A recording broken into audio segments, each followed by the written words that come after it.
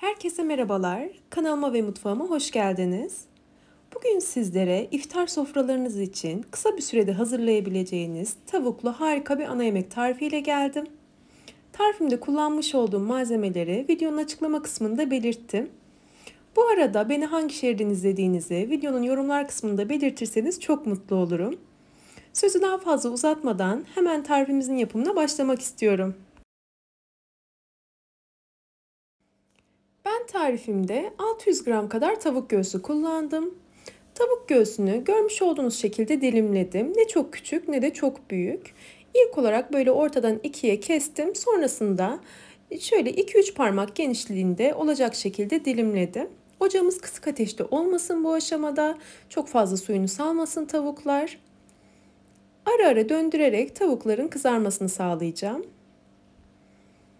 Benim tavuğun tamamı tek bir tavada bir seferde kızardı.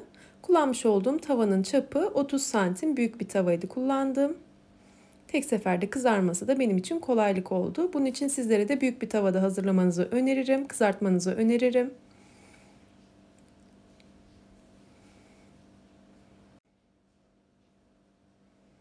Tavukların tamamını tavaya aldıktan sonra bir süre bu şekilde pişmeye devam etsinler. Hafif üst kısımlara doğru beyazlık artmaya başladıkça, yani beyazlıktan kastım tavuğun piştiğinin göstergesi. Sonrasında ters çevirelim. Bu şekilde bir iki defa çevirerek kızartacağız tavukları. Tavukların dış kısmının böyle kızarmış olması gerekiyor istediğimiz şekle gelmesi için. Sizi sıkmamak adına bu aşamayı hızlandırarak geçtim. Tavuklarım kızardı. Belirttiğim gibi ara ara çevirdim. Bu şekilde kızardıktan sonra ayrı bir tabağa alabilirim kızaran tavukları. Kısa sürede kızarıyor zaten. Ocağımızın altı kısık değil, belirttiğim gibi. Çok güzel bir şekilde kızarmış dışları da gördüğünüz gibi.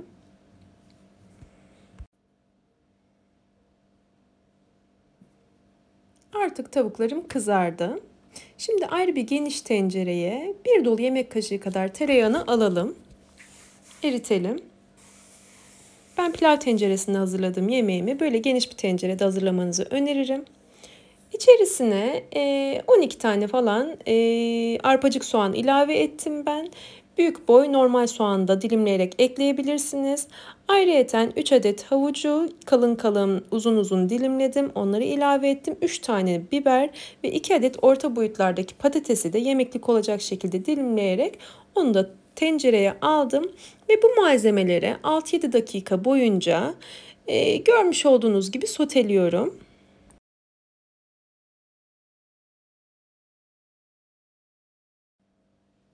6-7 dakikanın sonunda içerisine bir dolu yemek kaşığı salçayı ilave ediyorum ve sotelemeye devam ediyorum.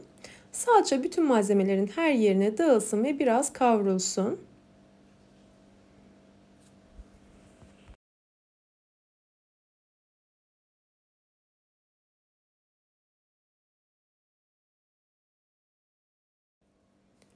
Artık yemeğimizin suyunu ekleyebiliriz. Ben 3 su bardağı kadar sıcak su ilave ettim bu aşamada. Sizler daha sulu seviyorsanız daha bol miktarda da kullanabilirsiniz suyu. Üçüncü bardağı şöyle kontrollü bir şekilde ekledim. Kıvamına biraz baktım ve bir miktar daha ekledim.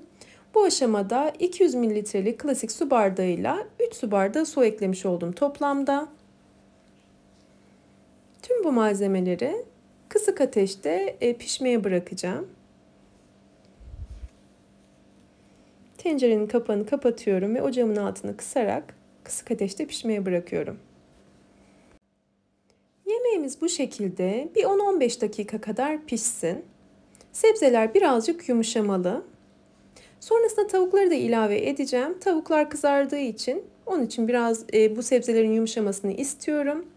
15 dakikanın sonunda tavukları da ilave ettim. Üzerine baharat olarak kırmızı toz biber ve karabiber kullandım. Bir de tuzunu ekledim bu aşamada. Sizler miktarını ya da çeşidini kendi damak tadınıza göre ayarlayabilirsiniz. Bu malzemeleri güzelce karıştıralım.